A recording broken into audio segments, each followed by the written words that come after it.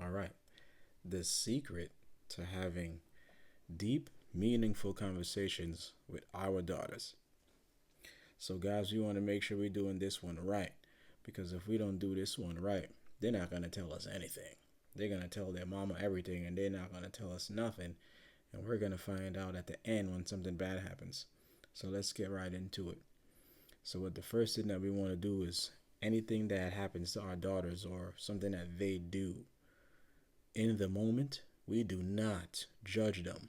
We can't judge them. We can't, for example, we can't say something like, I can't believe you did that. Why would you do something like that? We can't do that. We got to be calm. We got to be reserved.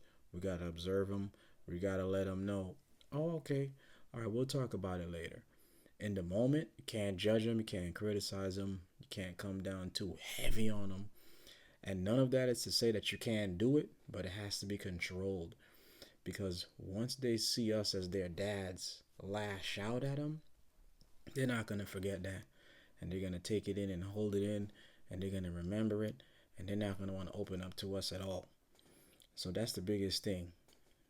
Is in any one of those moments where our little baby girls do something wrong, even as they grow, you can't judge them, can't criticize them. Let that moment go through and just have a conversation with them after. Now, when you have that conversation, you just ask some questions. Why'd you do that? Let them finish, hear her out. When she explains why something happened the way that it did, still don't criticize or judge her, but do it in a way that she could understand. And you just have a conversation. And when she sees you doing that and not judging her, she'll feel comfortable to tell you plenty of different things. Now, as she gets older, I'm sure some of them you might not want to hear. But the goal is the fact that she'll always feel comfortable to come to her dad for advice rather than going to somebody else for some advice that you don't want her going to.